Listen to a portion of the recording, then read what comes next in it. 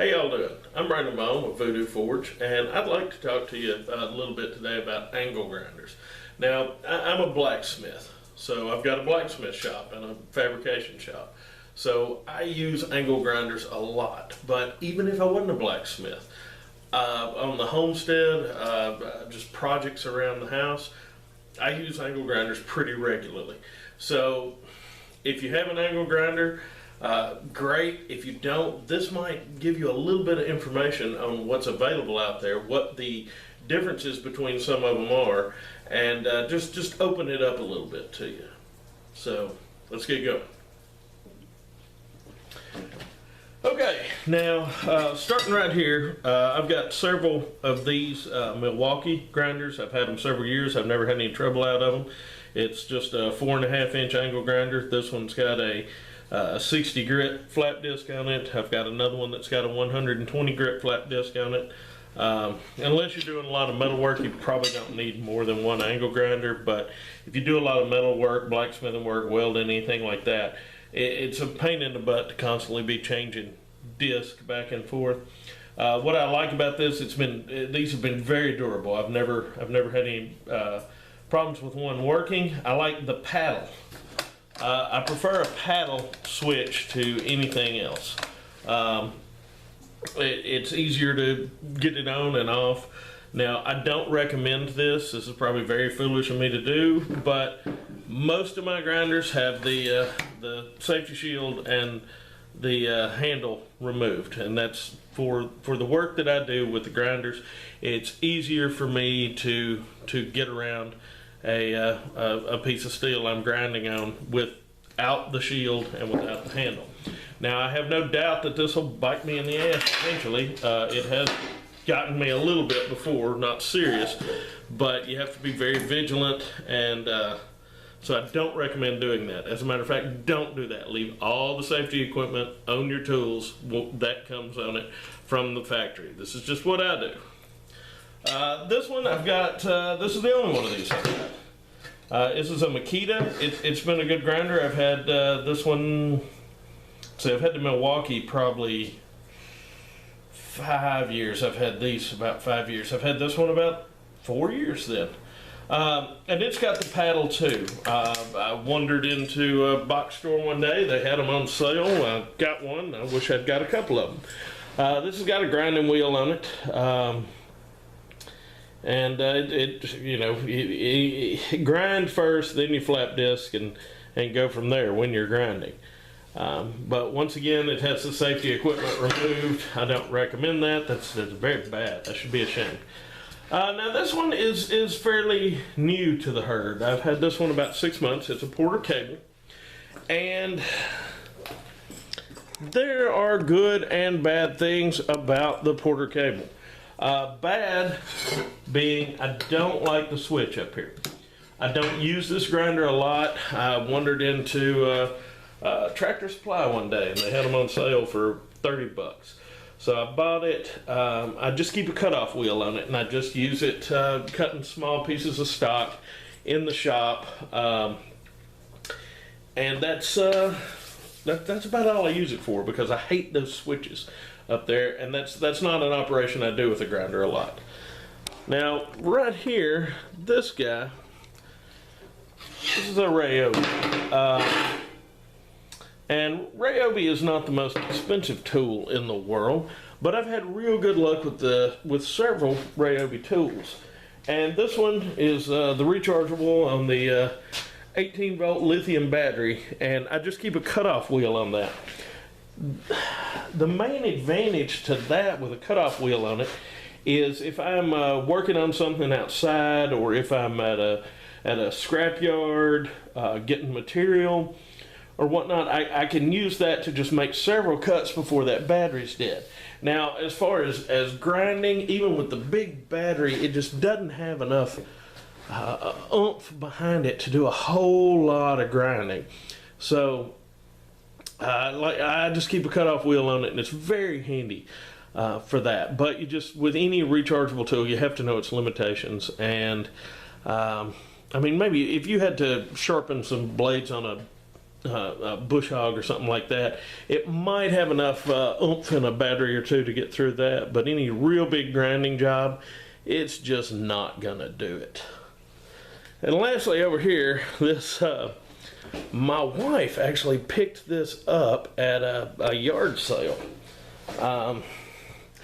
and it's she paid $5 for it. It's a Harbor Freight, and it's not a grinder. It's some kind of buffer, but it's at Harbor Freight brand. What was it? Chicago Electric, but it's variable speed, and I keep a cut brush or another wire brush on there, and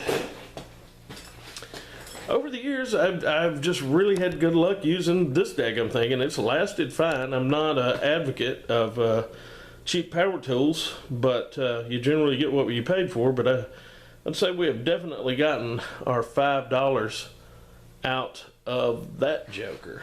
So, but that's a general overview of what the grinders are. Now I'll show you a little bit of what they can do. Now, before we actually fire these grinders up, it's worth mentioning that you need some personal protective equipment when you're using an angle grinder, especially an angle grinder with a cutoff wheel.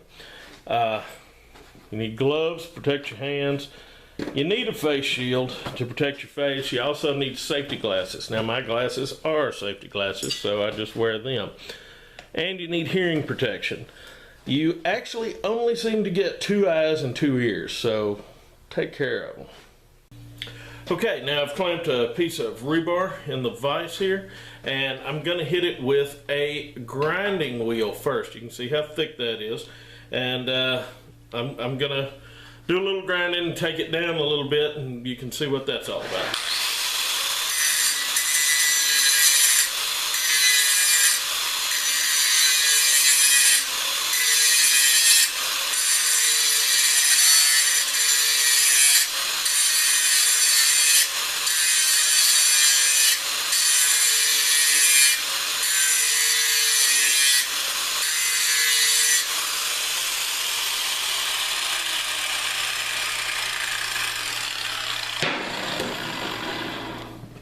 Okay, now that was the grinding wheel. It makes a racket. It takes a lot of material off really quick, though. I'm not sure if you can see it on camera, but it leaves it real rough. You see the little lines running crossways? So now I'm going to hit it with a flap disc. Flap disc, it's basically like sanding. You start with the grinding wheel, and then you go to flap disc with finer and finer grits until you get it smooth. So now I'm going to hit it with a flap disc. That's hold on.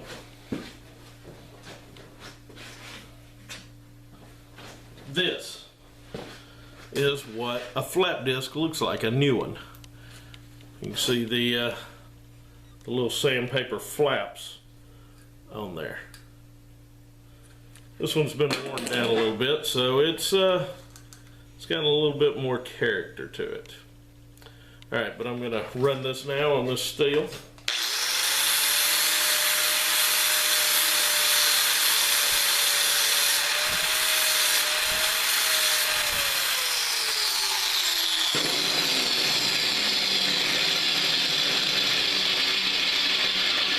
Okay, now I believe you can probably tell from the sheen on it now that it's taken out all those grooves from the grinding wheel. So that's completely taken that out. So it's a lot smoother. The reason why you don't completely use a flat disc instead of a grinding wheel is it's not cost efficient to use them. They cost quite a bit more than grinding wheels. So it's best to use a grinding wheel and then do the steps, not to skimp if you want to be cost effective on this stuff. All right, now last I'm going to show you the cutoff wheel. Now, so you can get an idea of what I'm talking about with this one, I'd like you to look at how thin the cutoff wheel is. This is the most dangerous thing that goes on to an angle grinder is a cutoff wheel, because if you tweak the angle grinder one way or another while it's in the groove, this thing will explode and throw pieces everywhere. That's why eye protection is very important, and a face shield is very important. So I'm going to zip this off real quick.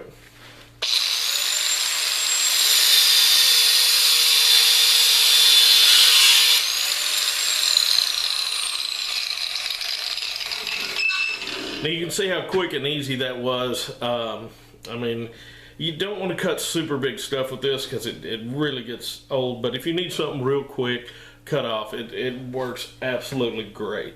Now I'm not going to use the wire brush or the rechargeable grinder because you've already seen a cutoff wheel, and the wire brush just polishes it. So those are angle grinders. Those are the different types of wheels you can get for them. There's also buffer wheels and polishers and things like that, but these are the main wheels that you can get for them. The grinding wheels, the flap disc, and the cutoff wheels.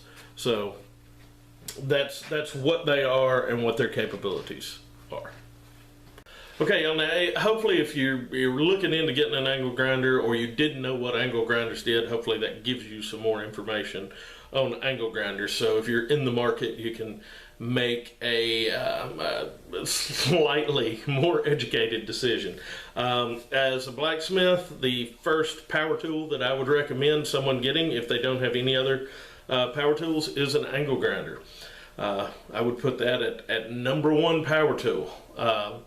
And I'll go over more power tools later for that. But as far as just around the house tool, homesteading tool, they're indispensable. There's so many things that these can do that it's very difficult to do with anything else. So anyway, hope y'all got something out of this, and if you like the video, hit the like button. If you would like to see more videos like this, hit the subscribe button. All right, now y'all have a good one.